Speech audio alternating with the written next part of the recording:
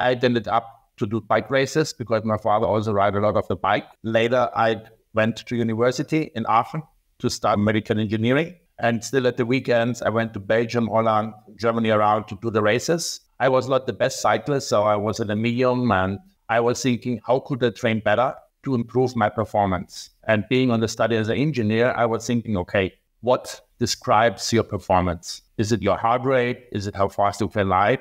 And I came to the point, no, it's the power you can produce. I think it's soon they will use electric bikes. It will come maybe in a way that you are allowed to carry an X amount of battery. And then at the start line, maybe all the batteries are empty. So then the challenge would be in the race to charge the battery of your bike with your own energy. So then the teams should get maybe the team leader as economic as at the point where it counts. Then he can use the additional energy, his own energy, that is stored in the bike. Uli, it's good to see you. I wanted to do this discussion with you. You are the founder of the cycling power meter all the way back to the 1986, I believe. So it's exciting to have this. 88, around this years, yes. 86, 88. Shall we start from that? First of all, how did you come with the idea, and how did you start developing? You know, at that time, a lot of young people, they did a lot of sports. I would say more competitive sports than they do now. And I started as a normal guy doing soccer, maybe swimming. I ended up to do bike races because my father also ride a lot of the bike. And I was maybe around 15, that every weekend, Saturday, Sunday, some races. And later I went to university in Aachen to start medical technique or medical engineering. And still at the weekends, I went to Belgium, Holland, Germany around to do the races. I was not the best cyclist, so I was in a medium, and I was thinking, how could I train better to improve my performance? And being on the study as an engineer, I was thinking, okay, what describes your performance? Is it your heart rate? Is it how fast you can ride? And I came to the point, no, it's the power you can produce. And then I was thinking, okay, what is the power? The power is two things. On the bicycle is more or less how hard you push the pedals and how fast you push the pedals. So you have to measure two parameters. The one is the force on the pedal, and the other is, let's say, the cadence. Or on the bike, the force multiplied with the crank length is the torque, and the cadence is more or less the angular velocity in technical words. So I was thinking, okay, I studied all the training books, and it's easy maybe in running or in swimming to measure performance because there the outside environment is more stable. On the bicycle, you have flat, you have headwind, you have backwind, you have climbs, you can beat the draft. So the speed does not tell you that much how strong you are. So you need to have the power. You need to measure the power. This tells you exactly how strong you are. And when you know your body weight or also maybe your aerodynamic coefficients, you can easily calculate how fast you can ride and how strong you are. So I said, okay, on the bike, how can I measure the power? And the first point is, like when your foot touches the pedal, the bike is the pedal. Then from the pedal, the force goes to the pedal spindle. Then it goes to the both cranks. Then it goes to the axle. Then it goes to the chain rings, to the chain, to the BB, with the spokes to the rear tire.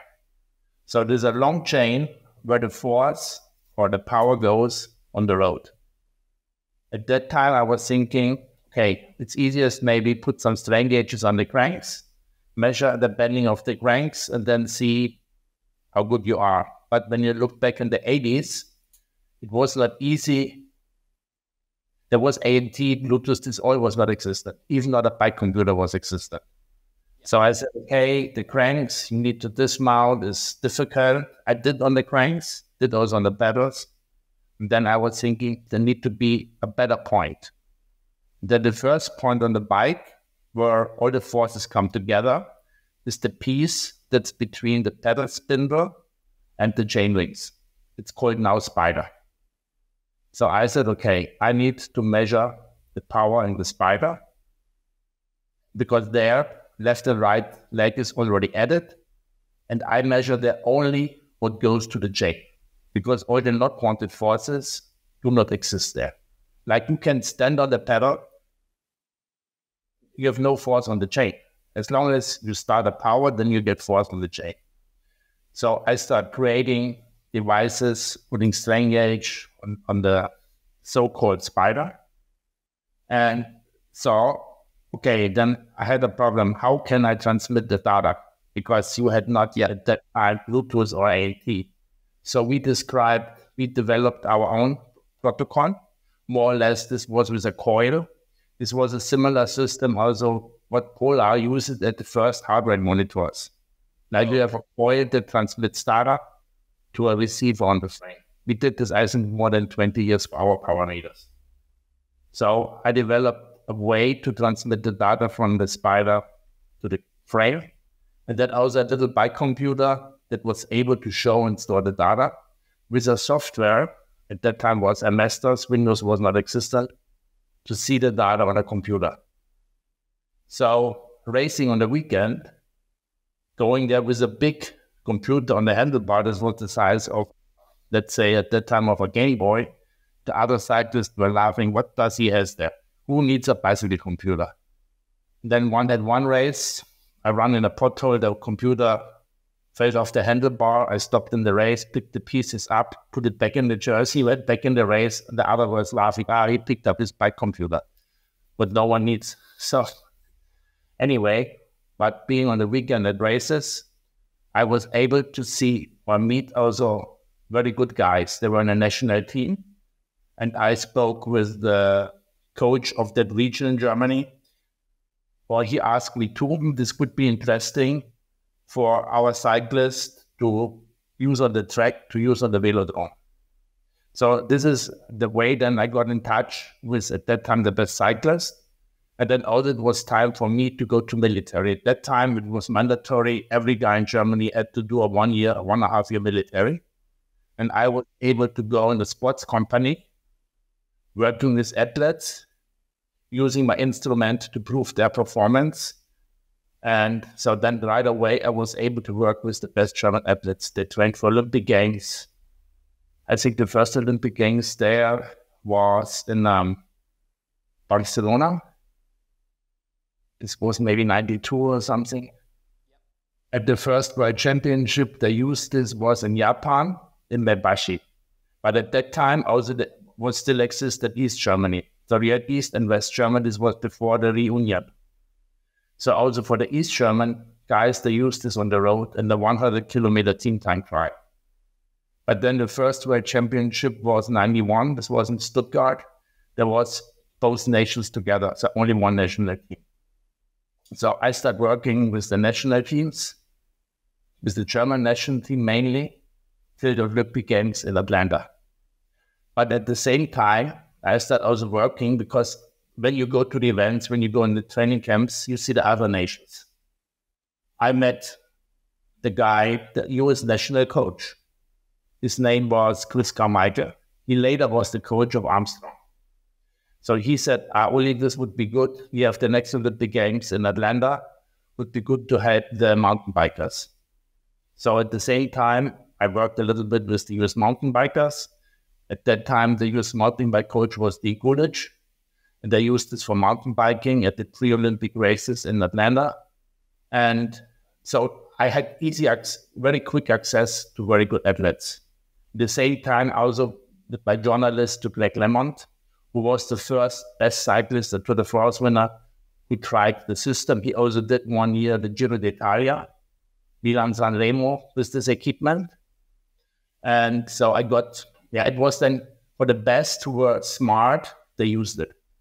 But also in the same time, I lived close to Cologne. There was a part of the German Space Agency, and they had a cooperation in Italy with the University in Udine. There was a professor, his name was Di Pamparo. He was responsible for the fitness for the Russian cosmonauts in the space station Mir. And he said, we need an instrument that measures the decrease of performance when you're in space with no gravity. So I went to Udine. We developed a device that could go on the space station. And there I met the guys from the university in Ferrara. They worked at that time for the UCI for their research. So I got very quick also then access to all the Italian athletes like Gianni Bugno, and then the Dutch guys that were training in Italy, like Rolf Sørensen, Jan Ries, Michele Bartolo lives in Lucca. So this was the way also to get closer to Italy, and more or less also the reason now why I live in Italy part of the year. So that's more or less the way the start of the system was.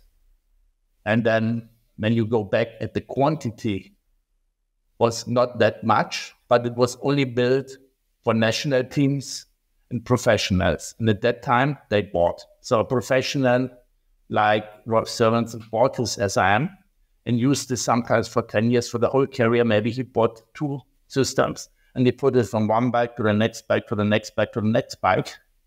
And the bike was done, but the SIM he kept. Now it's different. Now a professional, not me, but from other companies, they get money to use their product. At that time, not. So basically, you came up with the idea. You used first principles to build the device itself, and then it was such a good device that actually everybody wanted to use it.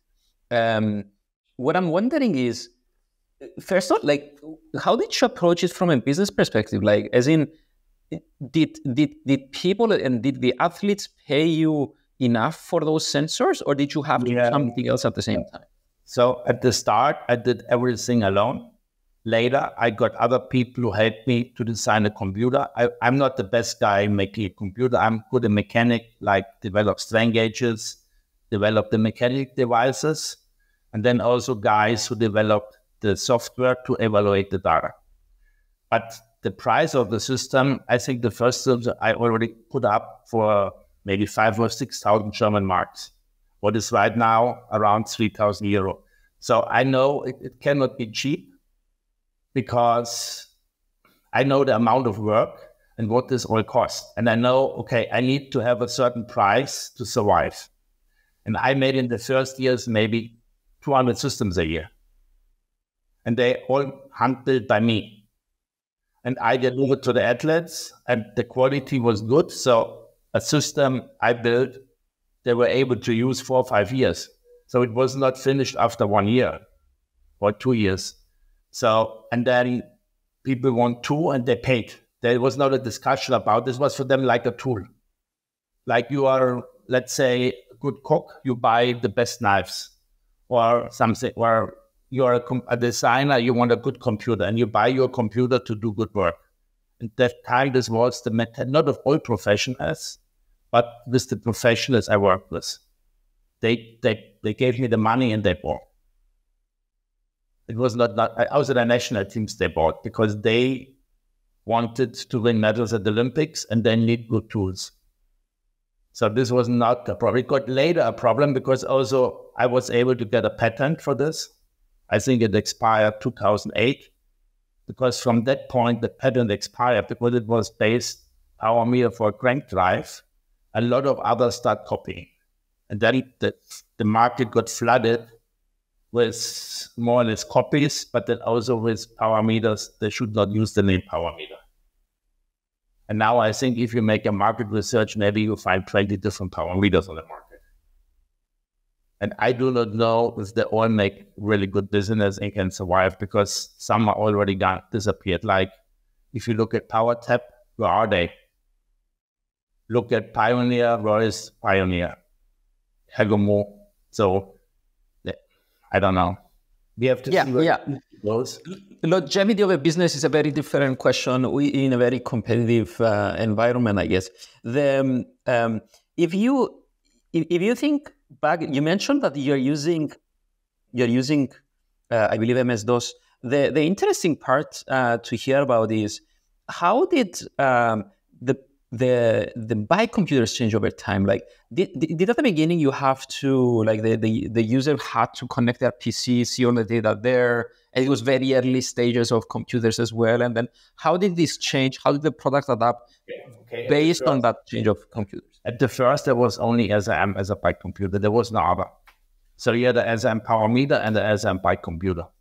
And you know, when you go back at the Tour de France 15 years ago, you had 80% of the riders, maybe under 20, using SRM in the Tour de France, and only from us. Then the first competitor on the bike computer part was, I would say, Garmin. They made a quite good bike computer. Maybe it was not that good specific on training, but it has an option like navigation and GPS, what we did not have. We were only focused on training and show the data that improved the quality of the training. Because where I grew up, or the cyclists that worked traditionally, no one needed a navigation on the bike computer. They know where to train. They were not traveling that much as they know what they do now. They trained at home and they know all the roads 200 kilometers around. So this was not needed. But right now, I would say, I do not know if it gets too much, but the bike computer gets more and more information. And at my point, sometimes this is overwhelming because it takes away the focus, what is essential. And the essential of the training is as a body parameter, maybe your heart rate, and a physical parameter, your power. Then it's important, maybe the cadence, okay, it's like the RPM of the engine of a car. Then maybe important is the outside temperature, because also this has an influence on the performance. And then the time, how long you train. And then maybe also you could say the altitude is important. All the other values is maybe nice to have, like stress factor, TSS, left-right balance. Yep, plenty now. I think if you look at a Garmin, maybe there are 50 parameters or more. And people who start new have no idea. They do not really know what is important and not. And then you have so many coaches that tell you their stories, what is all needed. I said, I listen sometimes to them. I said, they forget mainly to look at the athlete first. What type of person is this? And then look at the data. Now they look first at the data and forget the athlete behind. They see them as a source of data, sit at home in their office, maybe see the athlete once a month or maybe never. And then they give their comments on training on everything and analyze only the data. I said, maybe it would be better to follow him on a scooter, go there and see this guy in the face like you do still at a soccer trainer. A soccer trainer is not sitting at home and gives the comments over the phone. No, he has to stand on the side of the field. The same as swim coach. But in cycling, I don't know. Okay, not all teams do this. But I know a lot of coaches, they're sitting at home and never see the athletes, only analyze data. And I do not know. I think the better teams are where the coach works closer to the athlete. Yeah. Well, early on, when the athletes started using the power meter, what was their goal? Was it to have a prolonged, sustained power over time, and they were using it to measure that? Or was it a variation of power over their training? Okay, you have to see at three things. Like, let's say you say sprint. Look at Andre Greipel or Mark Cavendish. For them, it's important after a 6-hour race, 5-hour race, to be able for maybe 20 seconds to push, let's say, depends on the weight, on the size, 1,600, 2,000 watts. For them, for 20, 30 seconds. Maybe do this 3-4 times, because sometimes you have 3 sprints before the finish. So their goal is to make it to the finish, save as much energy as possible to do the sprint. When you look to do a guy like doing a time trial, Cancellara, for him it's important to have the highest possible power in relation to the aerodynamic coefficient. At him say, okay, if he knows I can do 1 hour, 480 watts, I get world champion. Because it's normally flat, the weight doesn't matter. If you look at the guy who wants a stage on a climb like Alpe d'Huez, For him, it's important to be able for that climb to do as much as possible watts per kilogram. But not only one time, because maybe before you come to the final climb, you have 2 or 3 climbs before. But then also you have to see what is a stage race guy and what is a classic guy. A classic guy needs to be able at one day to spend as much as possible energy at one day race. Doesn't matter how long it takes for regeneration. A guy who wants to win the tour, the one day is important, but more important is the regeneration day by day by day. Not to suffer day by day and get weaker and weaker. So there are different perspectives. So when you know this, and then you know what to look on the data. Because when you have the data, you see, okay, how intense was this? You see also when I was looking at the data is, for me, where I can see if someone is tired or not, is the reaction of the heart rate to the change of power. If someone gets tired, the heart rate has a problem to follow the power. The heart rate doesn't want to go up. It's indication that you are tired, that you are not regenerating well. Okay, it doesn't matter if at the next day you have no race. The rest day you can lay a day in the bed. But if the next day comes again a stage and again a stage and again a stage, this matters a lot.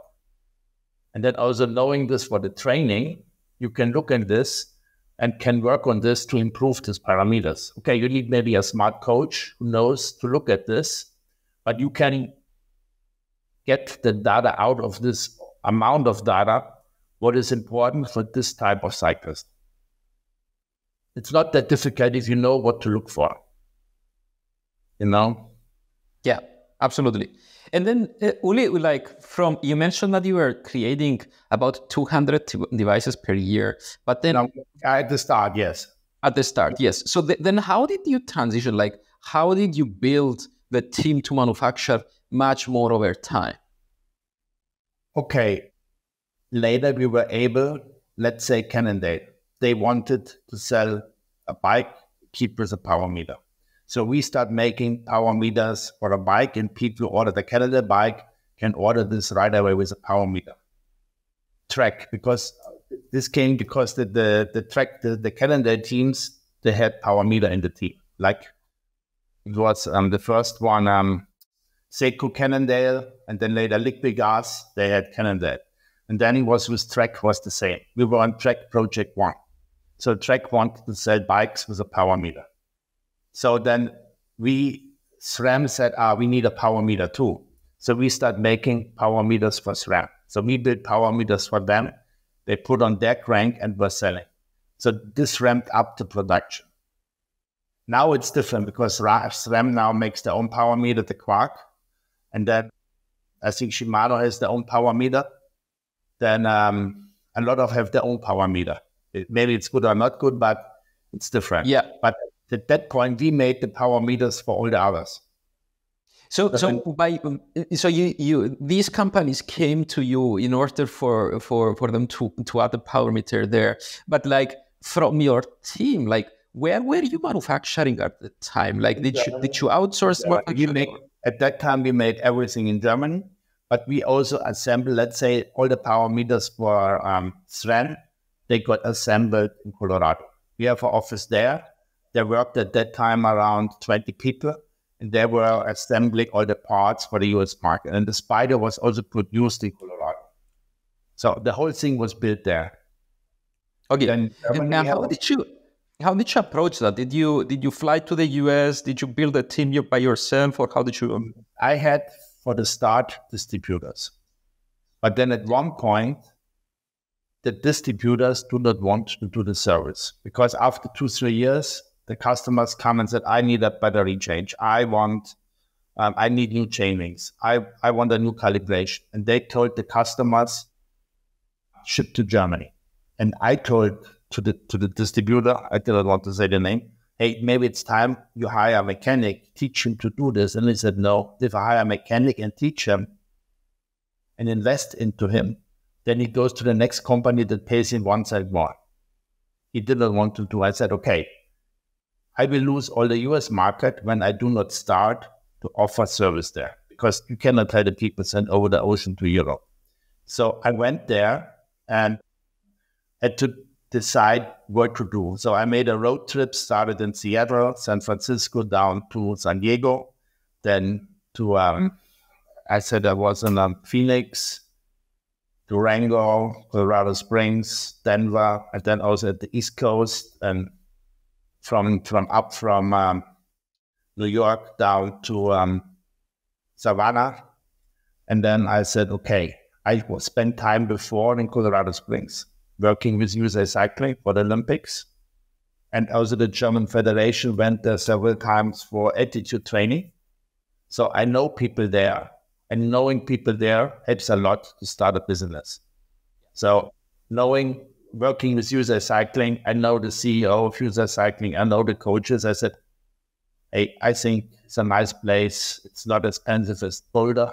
It's maybe the half price at that time. It was easy to find workers because also in Colorado Springs at that time was CTS. This was founded by Carmichael when he left USA Cycling. And this was quite popular coaching company, and they were selling our product. So I said, okay, I went there. I hired 2 people, but they quit. Then I went there with my wife and the kids and said, okay, we have to go there, stay 3 months to wrap up the business. And this worked pretty well. So this was not really, it's also, I have to say, in the US, it's not that difficult to start a business. Because you can, when you have an address, okay, you need to know what to do. First is you have to work maybe to get a work visa. But there's a way like I got an E2 investor visa. You have to show you want to invest money, then you get a visa. Then you can rent a house, then you can get a cell phone, then you can open a bank account and all these things. But I ask other people what are the right steps. And then you can settle down, because you cannot get a cell phone if you do not have a bank account. And if you have no address, you cannot get a bank account. So you need a lot of things done. But if you have one, then comes the next, and the next, and the next, and then you can also buy a car. Without an address, without a cell phone, you cannot buy a car without a bank account. But I managed all this. Was not that difficult. Yeah, it's the same. It's the same situation today. So you mentioned Cannondale and Trek, that they came to you. Like, did they actually came to you? Like, did they learn from the athletes? Was this a word of mouth thing, or did you try to approach it? No, the athletes come to me. I was one time in Munich. I got a call on my phone. Here's Mario Cipollini. I need your device. I want to get world champion. And I did not speak that well English, Italian. And I said, my mother was around. I said, you can speak to my mother. She speaks Italian. And she know where Mario Cipollini, she gave him. They spoke Italian. I said, okay, I will build you a device. When I come next time to Lucca, you get one and we can handle this. But he called himself on my phone. The same like Froome or Armstrong, they take the phone and call me. I need your device. The same rock. Yeah. But only a certain type of athletes. Athletes, they are self-responsible. They know what they want. And Armstrong was a guy who knows what he wants, and he was in charge. Or Michele Bartoli, he was in charge. Or Gianni Bugno. These are guys, I would say also right now, it's maybe more difficult, but there are some guys who are leaders. And they are self-responsible. Others not. They are empty shells. The coach, the team does everything for them, but some, they are strong and manage themselves. Let's go to the Lance Armstrong story, because I spoke to him a few days ago. We met together in Vegas. He's one of the investors of Terra, and he mentioned that. You asked him about me. Yeah, that's literally what I was about to say. Like, I asked him about the power meters. He mentioned that was using your power meter. Can you tell us about that story? Like, how did you meet Lance and how did it work? I think I came to a race in Belgium where he shared the room with KP, and I explained him. But the meeting was set up, I would think, by Carmichael or by the team US Postal. I'm not sure. I went there and then I spent with the team and explained him. And he was happy to use. he always called me direct if he wanted something. Never told the other guy I need. No, he took his phone and called me. That's always nice.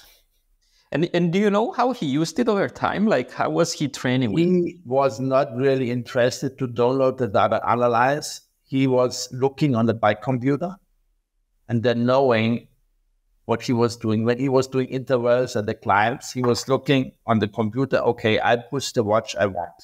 And then for him, when the training was over, it was history, not any more interesting. Not like later sit on the computer, analyze the data. No, he wants the information instantaneous as an actual feedback in the training. And then say, okay, this was good. He knows this. Basta. Not like others then recording and then later sitting hours and analyzing the data. He was by far not that guy. Yeah. He was telling me the story that basically he was looking at two things. One, the power, the second, at his heart rate. And his goal was to keep his heart rate at 200 BPM, like unbelievable, for 1 hour straight and then 2 hours straight. And then he was trying to up the power based on his heart rate being so high all the times. I was like, how can you even do that? Like, how can you even go to 200 BPM for 1 hour straight? This is unbelievable. But this is exactly how he was using it. Yeah, but you must have the genetic disposition to do this. Other cannot do this. Other is finished at 150, 60. Yeah, exactly. It's extreme. Also the high cadence at that time he used. Now it gets more popular, but this was very smart of him because, a race engine gets the high power by a high RPM of the engine because power is cadence multiplied with force or with torque. So if you double the cadence, you can double the power and keep the force the same because the force is limited to your muscles. But when you increase the cadence, you can easier get up a higher power. But to have this high cadence, we need much more oxygen. And you need to train this. But he was one of the first who was able to do this attack and then keep a high cadence up with the high power to the top. And the other were pushing the bigger gears and and also with a higher cadence, if you are trained, I think it's less stress for the muscle. But now they do similar things now. Yeah. Uli, how did the product change over time? Like, how did you improve the product over the years? So the power meter was only measuring the torque, the cadence. Our actual power meter now, and sending with a coil. The power meter we have now can send the data ANT Bluetooth. Has a memory inside, can be paired to a heart rate belt, can be paired to a torque to a speed sensor, and is rechargeable. It's much more complex, but at the end provides the same data as a power meter 30 years ago. Because it's nice to have a memory in the power meter, because then you need not necessarily head unit. But for example, on the track or a cyclocross race, this may be better, even for a mountain bike race, because you cannot really look on the head unit. So if the data is in the power meter, it's safe. And then also what the power meter now can do is they can store the data with a high resolution. That means 200 signals per second.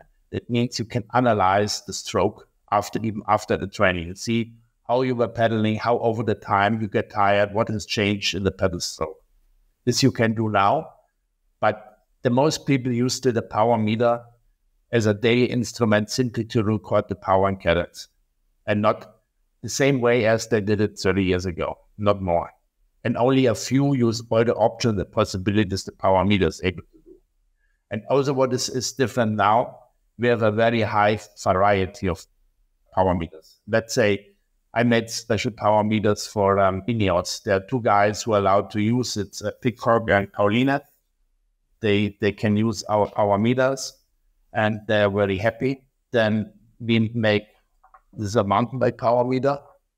And then we made power meters for all the other teams, like in the past, Campagnolo power meter for Lotto, for all these teams. Then we made Shimano power meter for all the other teams. They use Shimano. Then we made FS8 power meter. Then we made Canada power meter for our own power meter with our own crank. And we have our own crank crank systems, cheap ones in aluminium, and very expensive ones in carbon, and then a composite material. And then we have power meter track, mountain bike road, and then all the different spindles. We have 24 millimeter spindle for Shimano BBs, 29 millimeter for the SRAM, and then 30 millimeter for PB30 in all different lengths. It's a modular system. So you can select, okay, a track power meter with a 30 millimeter spindle, and that are the crank lengths. It's modular now, not one fixed thing. And I think others do the same now. Yeah. Uli, when if you had to advise entrepreneurs that they are building today hardware sensors very similar to measure more data and so on, how would you advise them? What do they need to do? What do they need to be thinking? To measure the hardware, what? To measure what? Any kind of hardware for the bike itself, no specific kind of hardware. So what is important at my point? Where to put in the most money? Or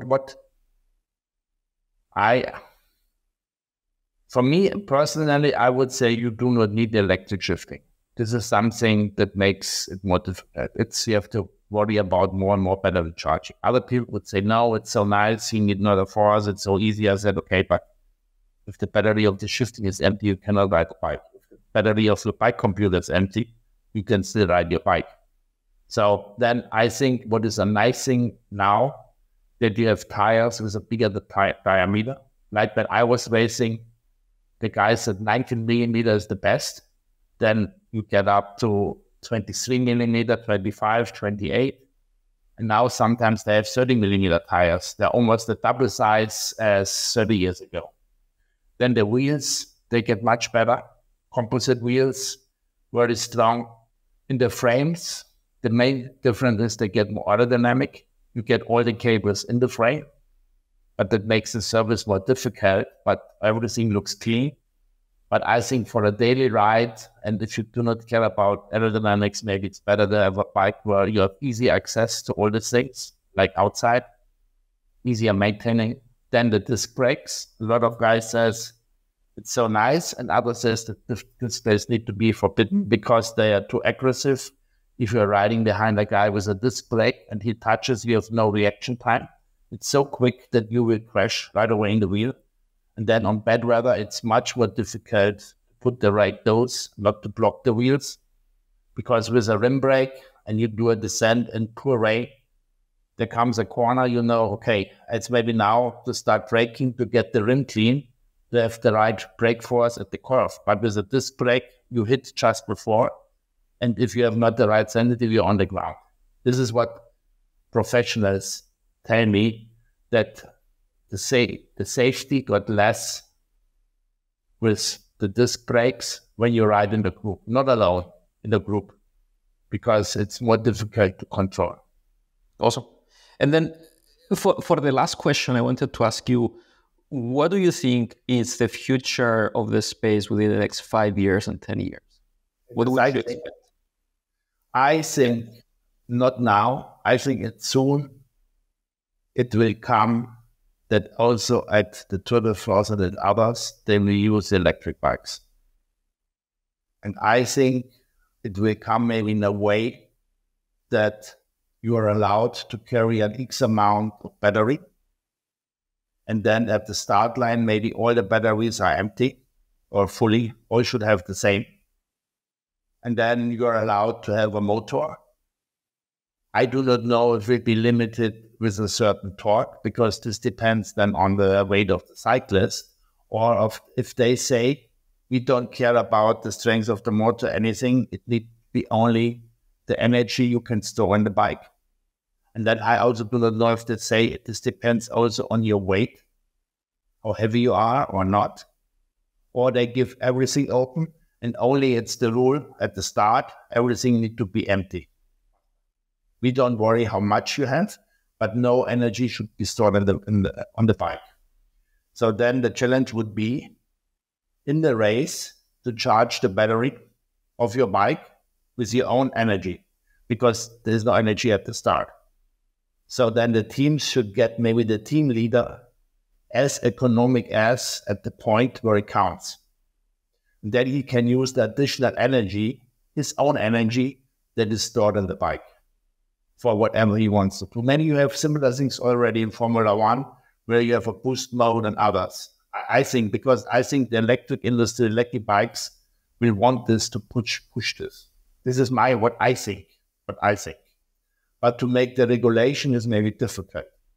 And I think maybe at my point, the easiest is if you say at the start line, all empty, and then it's up to them to put in. You can make a lot battery, but then the bike gets heavier and you need longer to charge.